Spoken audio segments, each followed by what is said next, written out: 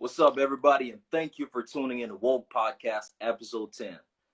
We're back with a new guest, Sergio Pengel. Did I say your name right, brother? It's close enough, Doc. It's close enough. All right. So, a serial entrepreneur, innovation investor, and product engineer, Sergio has spent the last decade working in various capacities to help small businesses and large corporations reach their technology goals. Founder of Pi Data and co-founder of Dev Tribe, DEV Tribe, right? That's right. He discovered his passion for helping entrepreneurs optimize their digital adoption. He's an advocate for using technology in ways that humanize, unite, and solve citizens-centric problems. That's right. What's going on, brother? How you doing, man? Man. That's pretty accurate when you did that intro, because that's exactly summarizes exactly who I am. So I appreciate that. Thank you so much for having me on your show. It's been a minute. I saw a few episodes prior to me, so I'm really excited and look forward to being here. So finally excited to be here, man. Thank you so much for the opportunity. Absolutely, man. Thank you for coming on the show, man. You know what I'm saying? We talked for a little bit some time ago, but we're back in contact now, so it's always good to talk to you and stuff, man. That's right. So so where you from, man? People want to know where you're actually from. Well, I was born in Suriname, a small country in South America. Okay. It's a Dutch colony. And if you heard of Guyanese people, Yes. and we definitely we're the neighbors. So we're from Suriname. We're actually the smallest country in South America. Okay. But I'm kind of literally one of those digital nomads. But I started traveling early on, in my life to different parts of the world, but now I'm in Atlanta, Georgia. I'm really excited to be here. Really one of the amazing places. So, but most people know me as the Caribbean guy. Uh-huh. I travel a lot to the Caribbean. Yeah, I can tell with the accent. Yeah, Caribbean, it stays right in you. Yeah. That's right. So, but Suriname is a country. But if you've never been to Suriname, look it up. Suriname. It's a beautiful country, great for tropical weather, and I definitely invite you to kind of show up. Absolutely. Yeah, I gotta definitely visit, man. Sounds like it's good, nice country. Nice things going on out there. So Absolutely. for sure. So how did you get started, man?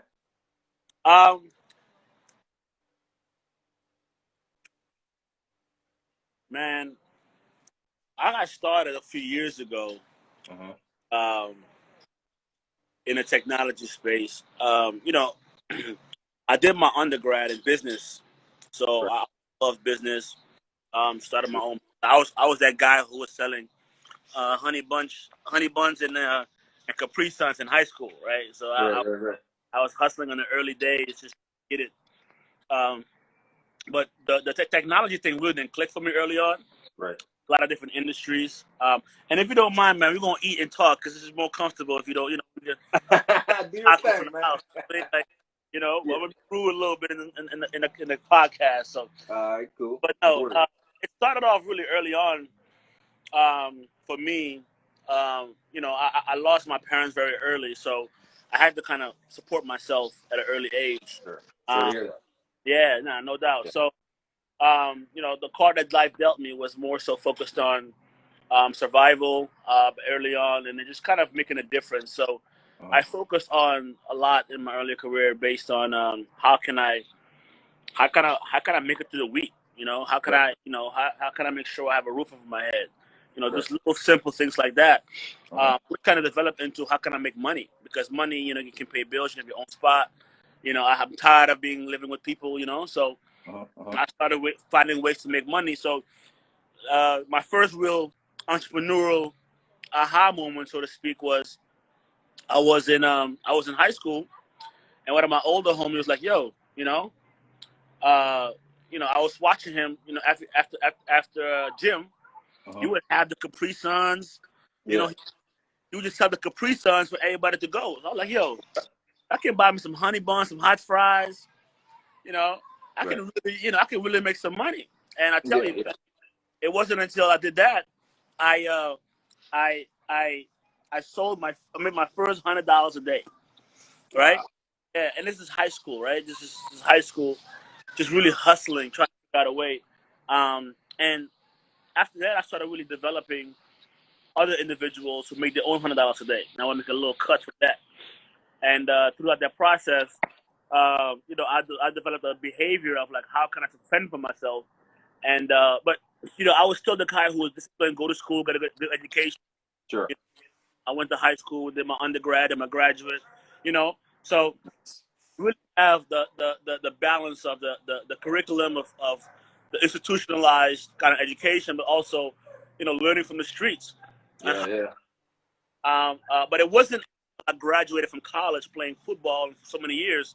Uh-huh. Uh, I went back home because I've been here for a minute. Yeah. Paid my visa, the whole shebang, Yep, right? yep. Kind of one of those journeys where I finally kind of got myself together and started looking at how can I better myself. So I went back home, and when I went back home, that feeling hit me. Like I got that itch. It was like, man, Yeah. Yeah. I can make money or I can make a difference, Right. right? Um, Absolutely. and that's when the promise of providing a better life for myself Right. really sunk in. And then I took it from there and really developed a company, my first startup, phenomenal company, but it failed terribly in the payment space, Right. to really solve digital transactions on remittances in the Caribbean. Sure. So that's when where my first journey kind of fell to that and developed a company around technology, which is Right. Pi Data, who really started as an idea to Yep. solve citizen-centric problems. So what I did is I got a bunch of developers and engineers and put them in a room for a few days and lock them Uh-huh. in, food, drinks, everything provided. And then with that virtual, they were able to then focus on building a solution in 2-3 days. And with Right. that business model, I developed my company into developing a mobile web application, SaaS applications for companies to help them adopt the digital transaction faster. So that's how I really got started. Wow. That's a dope story right there, man. It's straight from the bottom. You came right down from the bottom, man. It's like you're polishing it up and you're getting it right, Yep. Yep. as you should. Yeah, I like that story of going to university and you don't just focus on the studies, but you also make your moves and network and the selling thing that you were doing and stuff like that. You Right. know, it works, man. It really works, and I think Right. a lot of people should take note on this when you're studying. That's the best thing for real. Yeah.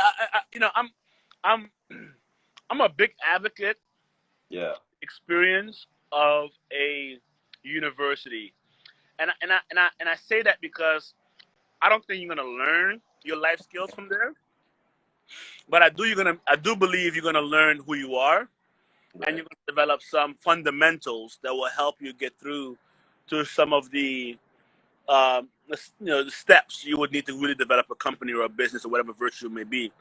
So Sure.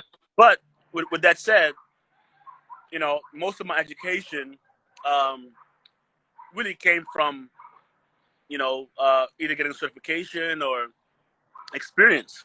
Being Absolutely. hands on. Being hands on in the market really helped me focus on how can I build a company Sure. that developing my skills and not on anything else. Just focusing on what skill can I develop, Uh-huh. how can I harness that skill, and then how can I make it so lean so that it's duplicatable and I Right. can monetize that so that other individuals are able to leverage that over and over again. So that's what I learned. And one of the first things that I learned doing that, to be quite honest, was in the network marketing industry. So Right. I started really a lot of entrepreneurship in selling direct sales to network marketing, and I Right. developed those fundamentals of the arts of customer acquisition or Yeah. Yeah. Yeah. team management, leadership, all those things, sales, all those things really Right. develop fundamentals into, where we are to today. So we're really excited, and we're doing extremely well. 2020 was one of our best years Right. thus far. But it's really just been catapulted based on the team and the leadership that we've been able to provide. Sure, sure, sure. Wow, that's amazing. It's good to hear, man. Good to hear, for real. So, at what stage did you know that you were capable of becoming an entrepreneur? When did you really know that, I'm ready for this? Man, the answer to that question is I ask myself that almost every level that I get up. Right, right, right. Because when you think you got it, another devil trying to take you down, Yeah, whatever it may be, right? sure. And you're constantly faced with that same question: am I made for this? Right. And you're constantly having to tell yourself, damn right. Yeah, yeah, yeah, yeah, for sure. So it's, I don't think it is a dynamic type of decision that really Right, relies on a certain stage in life when you made it. right, Um, I think you're constantly having that, but in every stage you're developing a different character. You're building character. I think for me, monetarily wise, is when you know I got paid for solving a problem right. for one, Uh-huh. and I thought, man, surely if I can solve this problem for this person, Right, I can solve this problem for that person. I could really make money with doing this, right? right, right, And I think that was my first like realization of like how can I develop a skill that will allow me to get paid right. for solving people's problems. And I think that's when you are. I think it happened early on, Yeah, and it's as simple as going back to the high school story was, when those guys came up from the gym, they're tired, they're hungry. Lunch period yeah, just passed. right. Get up and eat. You got want a snack. Yeah, So yeah, yeah. the convenience is not there. So if I can get you a nice cold, Capri Sun, Right. you know what I mean? Like in class, I Yeah, might get it for 10 cents on the dollar. I might sell it to you for $3, but you're gonna pay that $3 because you want that Capri Sun at the time. And I think that's absolutely. the first aha supply and demand Uh-huh. relationship that I think really resonated with me as an entrepreneur. Oh, that's nice. That's nice. So, that's very true because I've done different jobs coming up and stuff, and sometimes you're doing a job working for somebody, and you're like, these skills that I'm learning here and what I'm applying, I could actually apply this to my own life and take it and pretty much solve any problem. Because most jobs that are out there are with dealing with people and making things happen. So you can take it and use it on your own life. So That's right. makes sense. And you know what? To your point, I did postgraduate. I did do some internship, Yeah. work for some companies. I actually worked for my longest tenure was for a finance company Right. where I ran a few branches in the southeast to help them basically do short-term lending. Mm-hmm. You know, auto loans, title loans. It was really an interesting experience for me because I lend you 1,000 every month. You pay me 119, Right. but that 119 doesn't apply to your $1,000 principal, Sure. and that's legal. Oh, okay. You know what I mean? That was like, whoa! People are making a killing just of understanding how finance work, Yeah. understanding how debt, versus interest, a compound interest work. Mm-hmm. Those little principles, and then having to go in and managing people, opening and closing and branching, accounting, doing reports, all those things working in a traditional company, I think helped develop a certain skill also that I know I didn't want to do long term, Mm-hmm. but it was more of like, oh, that's how it works. Oh, that's how you guys operate. That's how you do check and Right. balance. Okay, now I understand what it is. Now I can apply it to my Right. own stature. So I think that's what it really helps. I Sure. think some entrepreneurs who think they want to be entrepreneurs should consider working for a company for a while, especially in the vertical industry they're looking to be in. And by doing so, they're able to develop those skills and the discipline mostly to kind of follow the same structure. Absolutely. Absolutely. Yeah, I totally agree on that. So why technology? Man, why not? Right, right, Why not? right. Technology is everywhere. Absolutely. Um, That answers it for sure. because I started solving problems Hmm. for people, I learned that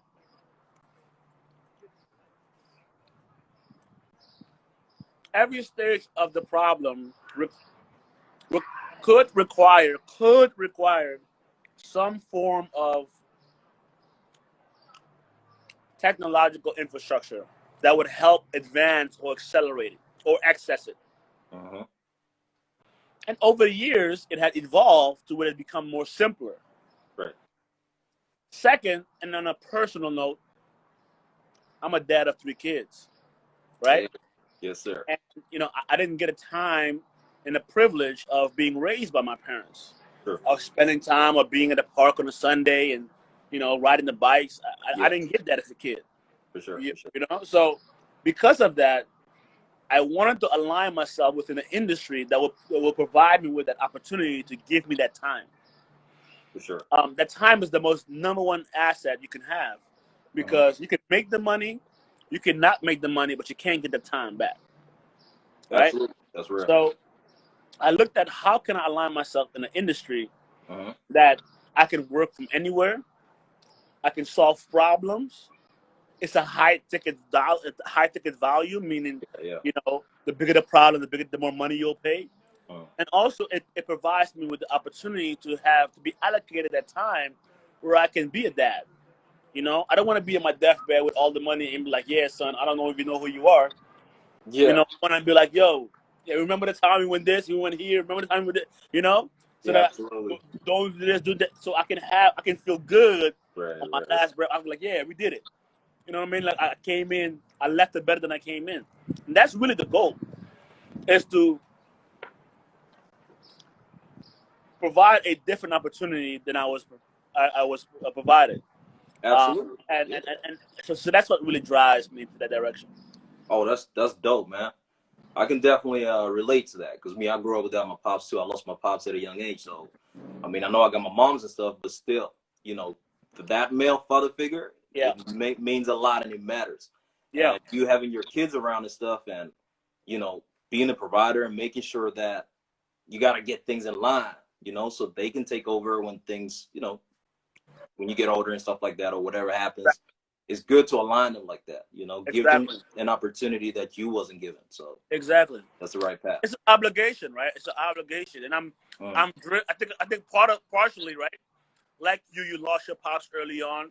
uh, You know, you had your moms. Thank God for moms, right? Definitely yeah, showed love. Definitely helped out. yeah, But yeah, she she wasn't your dad, right? So that exactly. void is still it's definitely somehow Still there. complicated a lot by mom, because moms are powerful. Don't get me wrong. 'Cause I was with my grandmother, so Yeah, I yeah, yeah, know for how sure. it is. But it's still that small void that I think is Yeah, very, very critical, especially yeah, as a young man. That man, when I have my seed, here you go, yeah, I'm yeah. That's sure it. I'm there. You know what I mean? Yeah, But you're yeah, driven by what you didn't have, so you want to absolutely. make sure you want to provide it for the next generation. That's real. That's real. That's exactly how I put it too, man. So, tell us about Pi Data a little bit, man. I know you talked about it a little bit, but touching it a little more, please, so we can just understand a little bit more. Absolutely, we're a development agency, Okay. but we started off, as I mentioned earlier, doing hackathons. Okay. Because of that, we've grown into. I have to go back. We started Right. with the idea of what if we can build software Uh-huh. that we can utilize to solve our problems locally. Right. And then we did that, but then we learned that there's a entire different. The ecosystem is such a huge ecosystem Uh-huh. that it has a lot of different components that require technology to sustain itself. Right. largely capital. Mhm.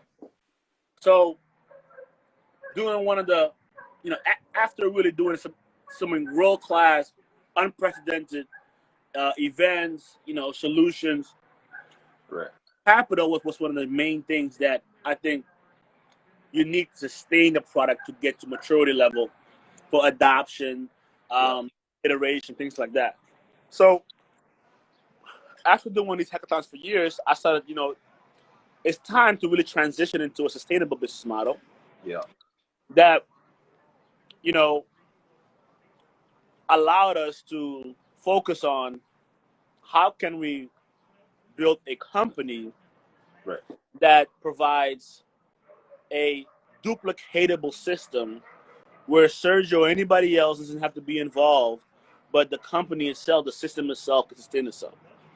So we started looking at mobile application Mhm. as the avenue to focus on identifying companies, organizations Mhm. to build their applications and then integrate it with different APIs or SaaS models to Mm. help them scale, to help them build adoption, depending on the vertical they may be.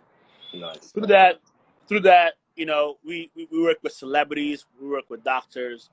Um, we've really grown all the way down, even solving a simple thing like going to the dry cleaners Right. and being able to scan your QR code at the dry cleaners, um, and knowing when your dry cleaners is ready, and being able to get it delivered to you.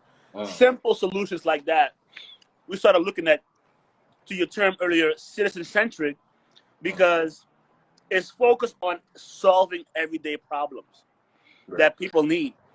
Through that, I think we've kind of grown a reputation that where a lot of international brands kind of trust us. We've delivered um, a lot of really good solutions.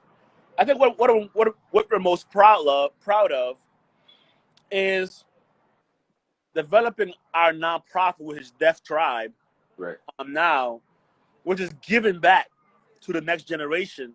Yeah. Yeah. Because the premise of how we started was to educate. And I Right. wanted to make sure that as we grow, as we scale, we don't lose that important value of, giving back, especially for me, the Caribbean Right. Right. innovators, to educate them on how to do what we did, how to develop what we did. So that's why we developed a nonprofit called Deaf Tribe, Mhm. which is a nonprofit arm really dedicated to teaching and educating citizens to get into the coding space, to build solutions. We have an 8-week boot camp where we really teach individuals how to utilize different tools to build a web, mobile, or SaaS application. Right. So it's just really kind of evolving into, you know, what social responsibility do you have as a corporation early on? We're not Mm. we're not doing millions of dollars, multi-millions of dollars just yet, Right. Right. but early on, what can you do that allow you to, give back in a way where you can be prevalent in the space that really kind of gets value in a nonprofit manner. That's really really amazing. That's really good, man. Really good Yeah. to know that. Wow. Eating my Yeah, wings. for sure. You gotta mind eating my wings. Hey, do your thing, man. You know what I'm saying? All right. So you're also co-founder of Dev Tribe, right? Talk to us a little bit about that. Like, what's the difference between this and Pi Data? So what do you do on that part? Like I said, that tribe is dedicated literally to giving back. Okay. Um, we're starting with an education. I graduated from 500 startups All right. at the Celebration Bootcamp, where in San Francisco, one of the I think the second largest, next to Y Combinator, they're like the Mm-hmm. second largest um, celebration program in the world. Right. And through that program, I learned ecosystem building in the tech space. Mm-hmm. One of the major things. So as a nonprofit, we know one of the most important things is creating awareness, right? Right. Something as simple as a WhatsApp group or a Slack group, where individuals can come together and say, "Hey, you know, if I have a problem, can I share it somewhere?" Mm-hmm. And people can actually like provide recommendations on how to solve that problem. Right. We did that. Now we're looking at the education side. Okay, if you're interested in learning a skill, because you can't make money unless you have a skill, right? Unless you're solving a problem. So by doing that, we did an 8-week boot camp that really helps individuals to learn how to how to build a website, how to build an app, a mobile app, a native app on iOS and Android, how to build a SaaS application. What is the API? What does it look like? All of those different things that you don't need to learn how to code to do, right? You don't have to have a 4-year degree in software development to do. No. You could be a creative. You could have the work ethic, and I think I might have to go to my car to finish this call because my battery is getting low here too. All right, no worries. Always getting low now. Yeah. So to do it in that matter, that will allow you to be a citizen, but be part of the innovation, the technology eco transition that's happening in a way where it's really, really productive, right? You're not just have an idea and you just think of the idea. You're actually building the idea through, and you can monetize on the idea, as we've done so many times over. So that's what Death Tribe is. Nice. So how has it been for you business-wise with the current pandemic that we're in and stuff? Like, did you have to, how's that been? I tell people all the time, I said, listen, prior to the pandemic, I was fighting hard to survive. Okay. In the pandemic, we were finally able to level off in the way we really want to. Right. For some reason, the adoption for technology really grew significantly during that time frame because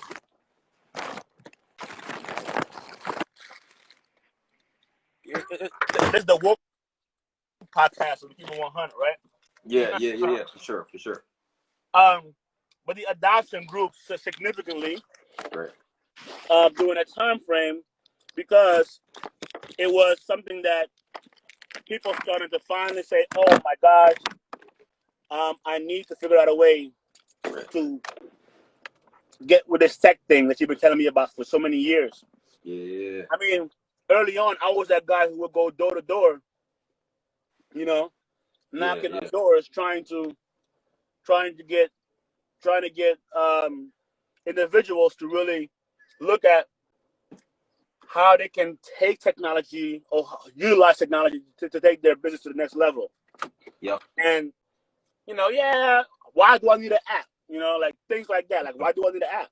I'm like, a mobile application, a native application, is one of the, besides SMS, which is I'm really a realist about, but it's the number one direct to consumer solution that you can find out there that really helps you to continue to engage, sell, and grow, scale your business further.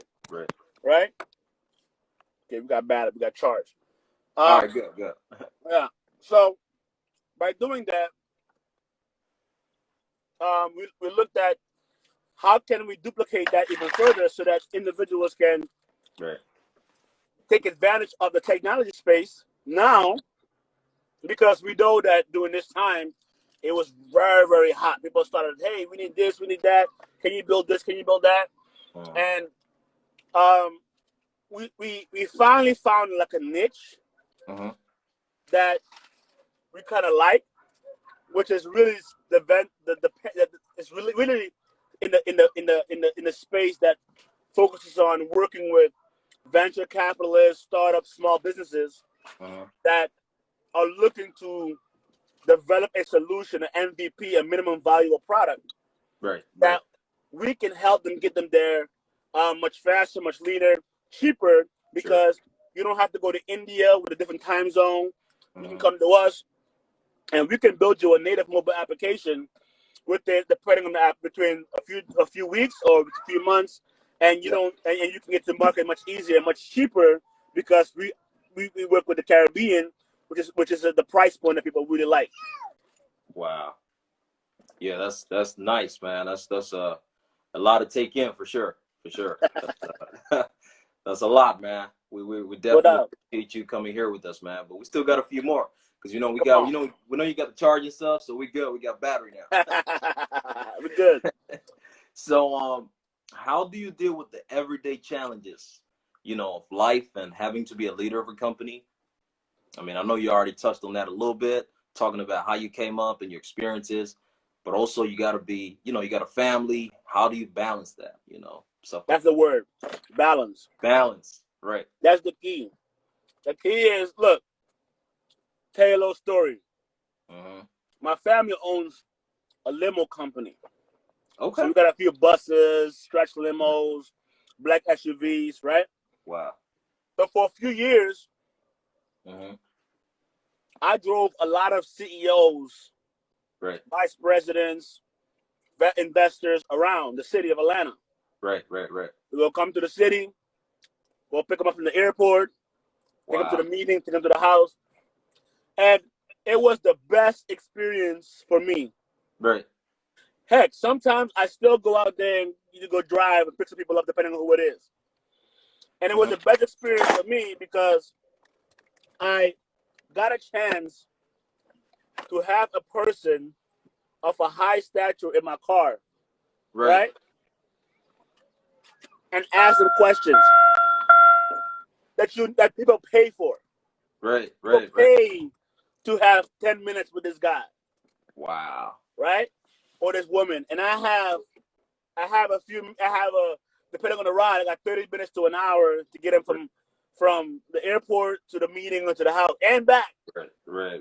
So I had a time to feel him out a little bit and then Yeah. have a post-meeting questions and connections. Nice. And I did that for like 5-6 years. And through that process, I learned that some of the most successful people are unhappy. Right. Because they have the money. I mean, they got the cars, the house, they got those things, but they don't have the balance. Sure. And the balance is their child is either on drugs or, they don't speak to their children or, it's some serious stuff that money can't buy. Time can't get back. And then I've met some individuals who are extremely successful who will bring their kids to go to the event or bring their kids, and they have a good time. They look at the Sprinter van, private, TV. They have a good time. They got to go to Hawaii for the week, and they're making millions of dollars. Right. I asked myself, well, hell, you got poor people who are happy. I'm from the Caribbean. I know people who are extremely happy who don't have money, and I know the people who are wealthy, who have a little better off life, but who are happy. Right. The difference is the choice of how you want to get there, the balance. That's real. So I decided early that I might have to give up some things that my peers normally would take on. Mm-hmm. That I know that, look, on a Saturday or right now on a Sunday afternoon, I'm at the park with my family, riding bikes, just like no jokes. Like, I'm gonna show you a little teaser, just Nice. just out there, just chilling, right? Yeah. But I I decided this life, and to be real with you, is also like, I like it. Mm-hmm. I could be out doing things, riding around, Going calling crazy. the homeless where we at, But Yeah. it's gonna cost me money.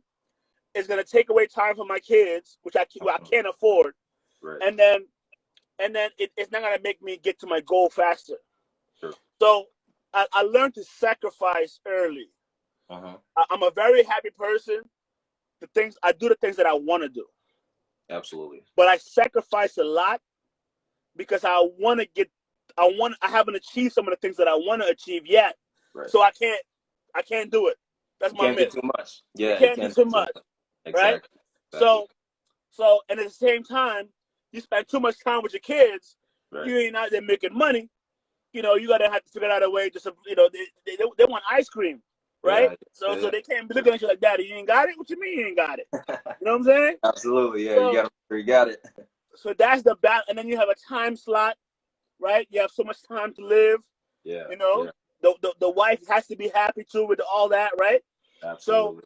you're developing a balance, and again, the reason why I chose this space is Hmm. because it was the best opportunity to provide me Right. with that balance, right? Sure. I don't have to wake up. Well, I did for a long time. I still do. I wake up early now more than ever, but I don't have to wake up and go check in or clock in for somebody's job. I Sure. can Sure. wake up, make my kids breakfast, you know, do a meeting for a few hours, get some Hmm. lunch, do another meeting, you know, Sure. Sure. and they come to practice. I'm a coach. I coach soccer. You know what I Nice. mean? So Okay. it's like I'm doing those things because I could be traveling to so and so and have a big meeting with so and so because I know the aggressive personality that I have. Right. Right. Right. Right. But I decided early that I just want to get to about a good, you know, a couple of mil. You know, Yeah. I don't want it too much. I just want to get a good little settle, and then excel. Financial settlement meaning I want to have a residual income. Let's say throwing a number here for public reasons, 5 million, right? Right. I want to have a good residual income for 5 million. You know, have some real estate, have some money coming in every month, few investments, but I don't want to get to 100 million. Right. That, Right. that's not. That's just not my goal. True. You know what I'm True. saying? Yeah. Because Yeah. that 100 million, that means I know what it takes to get 100 million, but that Hmm. means I'm gonna have to give up something. Yeah. I seen it. It You know what I'm saying? happens. I seen it. Yeah. So, Yeah. and everybody's different, right? So for me, is that I'd rather get 100 million in time spent with my kids and be rich right there. I'll be rich. Like I'll be on my last breath. I'm looking at the sky like, yeah, we did it. For Hold sure. on, you got your degree, all right? You got set, all right? Good, I'm good. Right. I can go. I've done my job. Hmm. I didn't just leave you finance. I leave you education. You spent time with me. We went here. We went there. We talked. You know, I taught you about this. We did piano lessons. We did all that stuff that we invest at the end of the road. That's what's important to me. That's what I value early Sure. on, and I think that becomes that I developed that because I was exposed to poor people and Hmm. very extremely wealthy people consistently. Absolutely. Yo, that's a dope story, man. Like you know, you touching some very important things, and you kind of know both sides. Like you say, you've been around the rich, you've been around the poor, and I really understand that part of like earning 100 million and minus. I mean, comparing to 5 million. So I'd rather get less money too because once you reach a certain level, you kind of just want to keep going to another level, and you never really be happy. You're not happy fully. You're paying a Um, price. you're Hey, paying the price. you could be happy. I've seen it now. I've seen it Yeah, very, very, very, very rare. yeah, One or two individuals who got it. I mean, they got it, right. but they had it early. A Mm. lot of times they pops, you know, To they them, let them some. They got a right. few investments, you know, Mm. and they were able to develop the humility, the value skill very early on. Uh-huh. But they still lack certain things like trust Right. or um Morals and stuff yeah, like that. more, yeah, just a Yeah, simple thing. They got something that's yeah. like, man, like, oh, you know, they got a few, you know, Mm-hmm. they're paying a few XY, you know what I mean? Just some price they pay Yeah. that that it comes with the territory, I would say, because of the Uh-huh. exposure. But then I've seen individuals who have it, but they got their kids, they Yeah. have their wives, they're happy, they travel, they have the freedom. Um, and again, it's a choice. Like it's a choice, right? Like life is gonna deal you lemons, right? Right. Like, this is the way it is, right? Sure. But you really like had the choice to decide how you wanna allocate that time Uh-huh. to either peel, squeeze, or swallow the lemons whole. Sure. Yeah. Yeah. And the important thing is not how you did it, It's about the time you spend doing it and the result of that end result.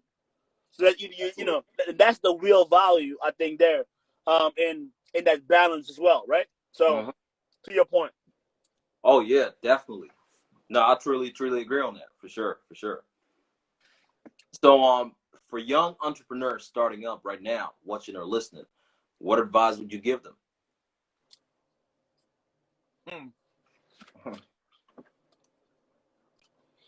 The first advice I would give them is don't be an entrepreneur. Wow. I know that's stupid to say, but it's real as it gets. I'm giving you the real. Don't be an entrepreneur. Right. Why you gonna do all that? So what should they be? Yeah, just go to school, Yep. get a skill, work for a company, make money. Don't worry about having a hustle and all that. You know, you have you'll make some money. You know, grow in a certain threshold and live comfortably. But here's my but. When you do that, if you do that, there is something inside of you that is itching.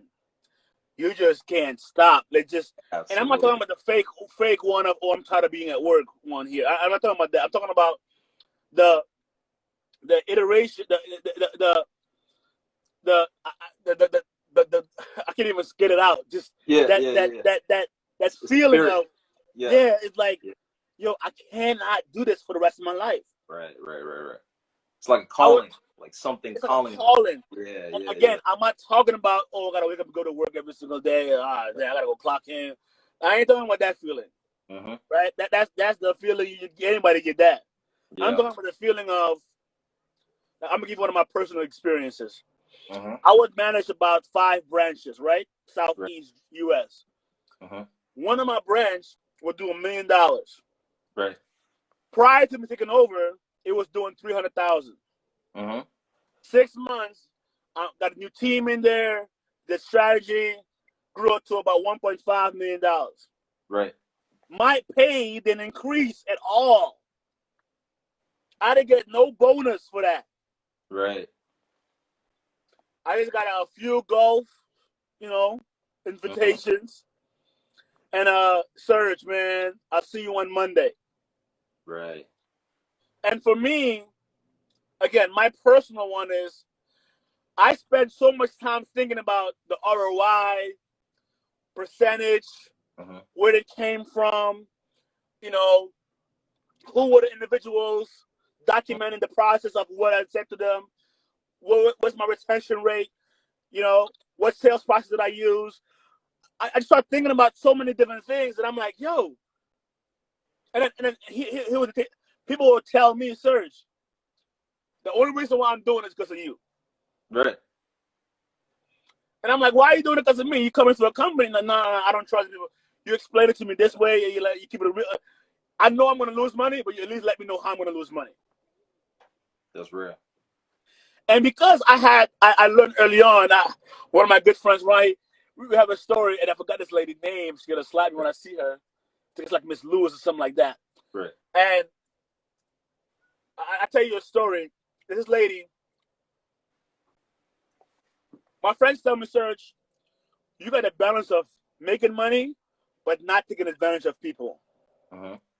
You kind of almost are overly transparent. And I like that because I feel good at night. Right? I know I'm going to let you know that's what it is. And, you can't say, oh, you're going to be like, you know what? It is what it is. For sure. With me. Because this story about Miss Lewis, 82-year-old lady, she will come in, she'll bring her, it was a Honda. It was a Honda or a Lexus, one of the two. New car. She bought it, brought it in. She got about $27,000 in the car. Right. Equity. She owns the car. We gave her about 10 grand, right?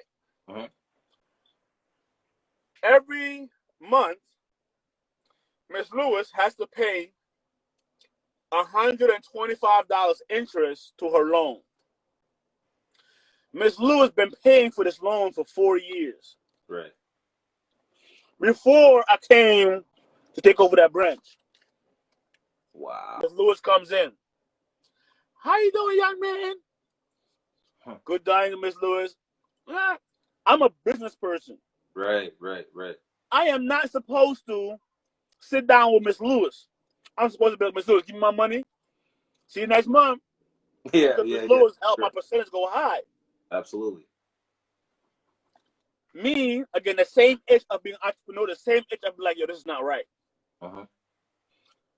Miss Lewis, look, let's sit down. Miss Lewis, you borrowed how much? 10,000 from us. Yeah, honey, you should. Miss Lewis, you paid back 7,500. Ooh, girl, boy, I'm almost there. No, Miss Lewis, you owe still 10,000. Yeah. What? Miss Lewis, you're paying interest. This is how interest works. This is how. Miss Lewis, if you want to pay off your balance, here are your three options I would recommend. Pay large sum, pay more than your interest, or negotiate so where you can apply some of that towards it. I ain't supposed to tell Miss Lewis that. But Miss Lewis is an 82-year-old lady who I see every single month for 2 years straight, coming and pay her payment every month. Right. It's a difference between making money and being a business person and ethical, right? It's just for me. I said, Miss Lewis, do it this way. Yeah. Here's the kicker. Miss Lewis got her check, got some large sum, came to paid it off for like 6 months, paid the rest, and guess what? She recommended 5 more people to our business, and she made sure she told them, don't go nowhere else, only go talk to Sergio. Wow. Those 5 people increased $125,000 more into the bottom line because they really needed the money, and we financed them, and we explained to them. Right. My point is, Miss Lewis says, Serge, you a good business, you a good sales. People tell me I'm a good salesperson, but I'm an ethical salesperson. Right. I'm gonna sell you. I'm gonna tell you how you're gonna be sold. I'm gonna tell you how you're gonna get paid, and I'm gonna tell you how. Because when you make a choice, you made a choice. You know what you're gonna self into. Absolutely. Yeah. You know? And I it's think not your job. It's not your job. Sorry to cut you off. It's not your job to tell them like, hey, you're messing up here. You're gonna go in a ditch here or something like that. They have to know. Exactly. And people are people. Yeah. Treat people the way you want to be treated. Right. So if you want to be fair, treat people fairly. Right. And I think through that process, it was again more and more reason why I said, you know what, this is not for me. I gotta go and do my own business so that I know if I tell you I'm gonna do something, by God, trust me, I died doing it. If I didn't do it, I died. It got done. Yeah. 99% of chance it got done. If that 1% it didn't happen, I died trying. For sure. You know what I mean? I did it. And you can say, yeah, you really tried because we you know, I'm passionate about everything that I do. So that's my little story about Miss Lewis. Hey, that's a really great story, man. I think you've given us so many great stories, man. And I'll have to take some time after we complete this to really reflect on it, you know, and let it all sink in because it's really dope, man. And this is definitely going to help somebody, man. When they watch this back and listen to it, it's got a lot of information in it. Thanks, man. No worries, man. So hey, make sure you get a chicken wing too. I like food, so you gotta have the bag with chicken wing. Yeah, and the info. You know, it's woke podcast. So we got to balance it out.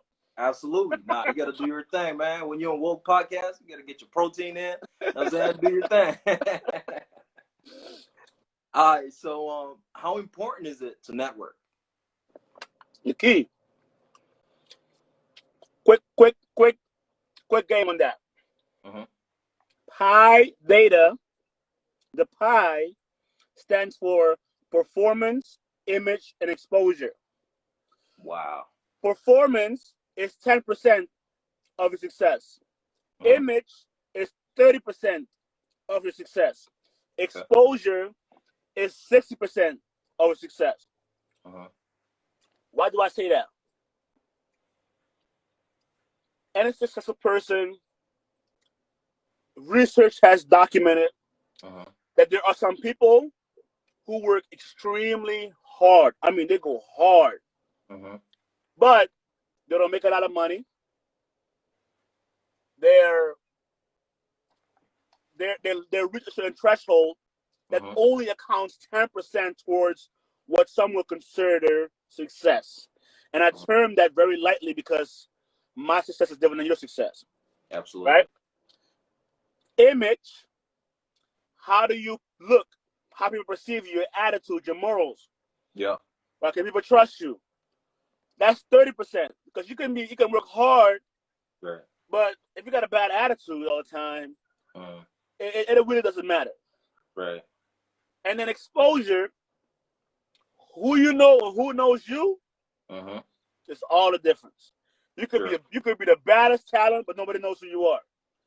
You could be the hardest worker, but nobody knows you. You could have the most beautiful attitude, but you never got the chance to be on TV. Nobody knows.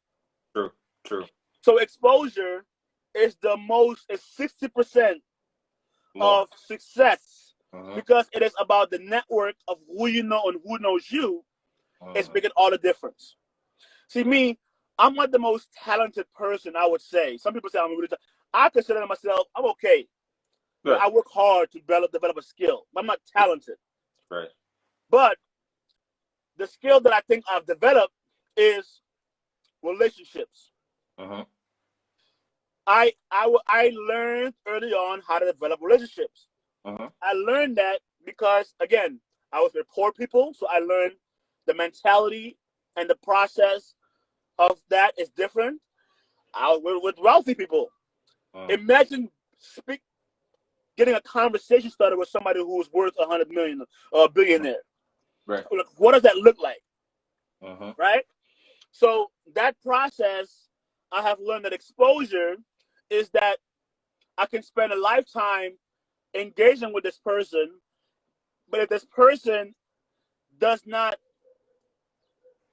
provide value in where I want to go, then the exposure of me knowing Joe Blow could be the difference. So if you and I are going for the same job, right? That's why racism is real. Prejudice, I understand, right? Because we all have some form of prejudice, right? Because familiarity. If you and I are going for the same job, and the person who decides the same job is John Doe, right? But me and John Doe are playing golf on Saturdays. John Doe and I have a different relationship because he sees me hit a hole in one. He sees me overcome, he has the experience with me where he's like, yo, that guy, I don't know how he's in business, but he's a bad sucker. Right. In golf. Because of that familiarity, I will, with the same credentials, I would say, you know what? I don't know about the other guy, but that other guy, sir, he's all right. He's all right with me. And because of that, I will get the job. And it's because of my exposure. So I tell young entrepreneurs, especially when you're young, go out there. If you want to meet someone, and he's one of my secrets that I like to give. Okay. I meet this guy who is like, bad, right? Right. There are two things I would. My Jamaican, my Caribbean came out. There are two things I would consider. Yeah. Prior to engaging with this person. Right. What value can I provide to this person? That's number one. I don't want to go and meet somebody and ask. I'm gonna go with my value. Right. 2, what problem can I solve? 3, relatability. So I meet Michael. Michael just spoke off stage. Michael owns a $5 billion company. Michael is doing meet and greet afterwards. I'm in line to meet Michael. Michael just spoke to 20 people. What I'm going to do to stand out to meet Michael. Right. So, Michael knows the system of how to network. So the first thing I will do is I will do my research.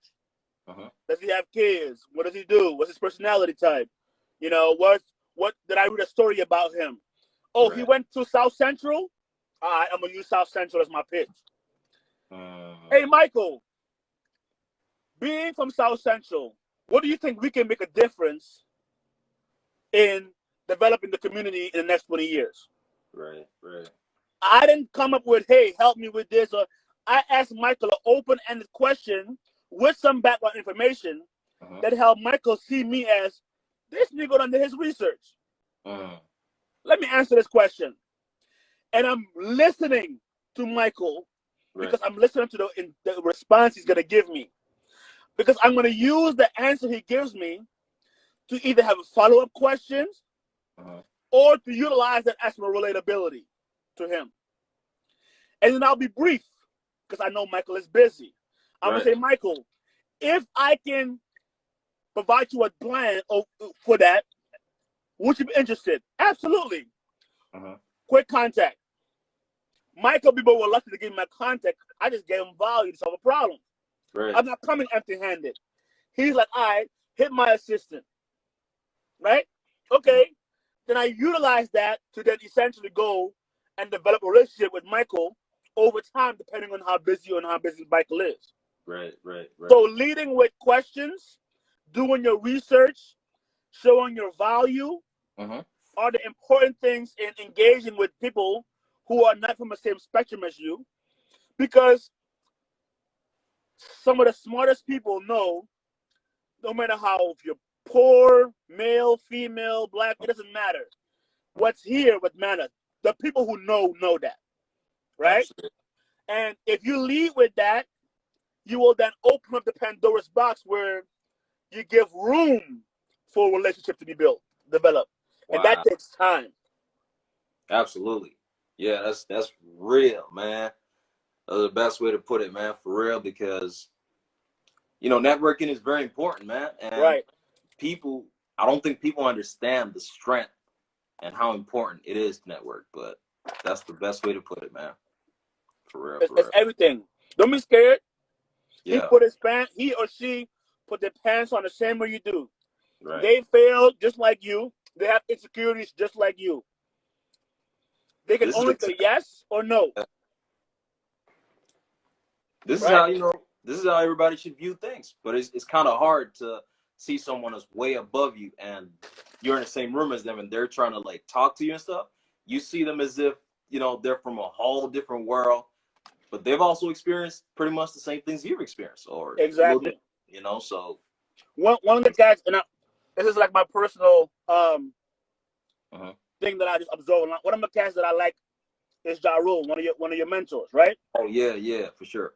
And the reason why I like Ja Rule is because that Negro put the work in, and he got his ass whooped, and then he came back and then fought through it. Absolutely. To me, and his attitude now is remarkable. I think his best days are ahead. I think. For sure. Right? Absolutely. And because of that, I know that it's because something in his mind that says, you know what? It is what it is. It hit me, whatever. But I'm going to keep riding. I'm going to take it to the next level. And I think because of that, his character is unbreakable, unshakable, right? It's not about, like Eminem sold a lot of records. But it's not about how many records he sold. It's Eminem at home with his daughter Haley and being able to be comfortable. You know what I'm saying? Like, that's what matters. Yeah. That's at the end of the day. At the end of the day, you got to measure that. Right. You can't have the success, the albums, the sales, and all that stuff, but you don't have the balance of like life. Because when you go like DMX, X is fast. Rest is peace. Yeah. X to me lived his best days because he was chilling with his family. Right. You know what I'm saying? He was giving back, and I think those key, that balance of like knowing that what really matters is so important, because now, look, X did so much good. He left the earth a better place. He set up his kids. I saw Jay-Z and Beyonce bought his album to give to his kids, right? That was a blessing because he reaped what he sowed Right. far after he's gone. Right. Right. But because he prayed for so many other lives. Yeah. He did. That For sure. that you're gonna get what's for you. Your karma is good or bad. You know what I'm saying? You're gonna get what's for you. So if you keep planting good seeds with good relationships, right, you're gonna get it back. Absolutely. Yo, that's very real, man. Now we're gonna end this around now, but you know this is a lot to digest, man. I truly appreciate you, my brother, No for doubt. being on the show and you know, having this conversation with you. I know we were supposed to have this conversation last week, but Yes. you know, things got in the way and stuff, but we finally got there. And you know, it's always nice to talk to you, man, and I definitely hope to, you know, sit down with you one day and we can kick it, man, and you know, talk for sure. For sure, man. Hey, and if you ever come to the U.S., so I know you're out there in Europe crushing it, but if you ever come to the U.S., you got family in the U.S., especially Georgia. Right. You know, here's what I say. Right. Here's my challenge to you. Before you walk down that aisle, come holler at your boy. Let's bring the wife so we can have a good time. Get you guys right. Yeah. And then we can have a good time in the A too, because you know this is a black man's paradise.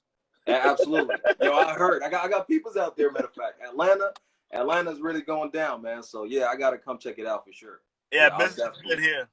Yo, I truly appreciate that, man. So right before we go, bro, where can people find you, man? So your links and stuff like that. You know. If you need, so I'm gonna have three of them. The number one is if you need an app, a website, or SaaS company build software, go to piedata.co. It's PIEDATA,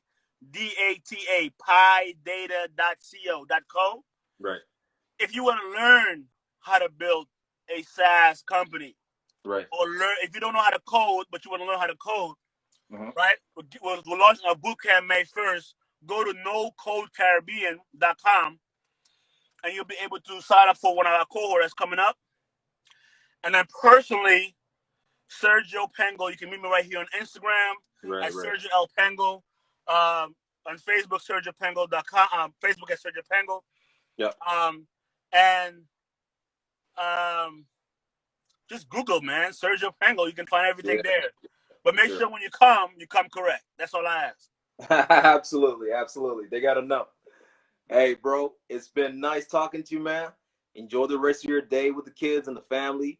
And we'll catch up again soon, man. Appreciate you, man. Hey, thanks for having me on your podcast, man. I really appreciate the opportunity. Thank you. Absolutely. And we thank everybody that tuned in. You know, I know we got some people in here. We weren't actually able to see and stuff, but we got some people in here. Oh, nice. You know, commenting and stuff like that. So we truly appreciate y'all. Yeah, I see the live going crazy. Yeah, all the love. I appreciate the love, y'all. Thank you. For sure. All right, my brother. Have a nice day, man. Peace out. All right, later. Peace. All right. Yeah.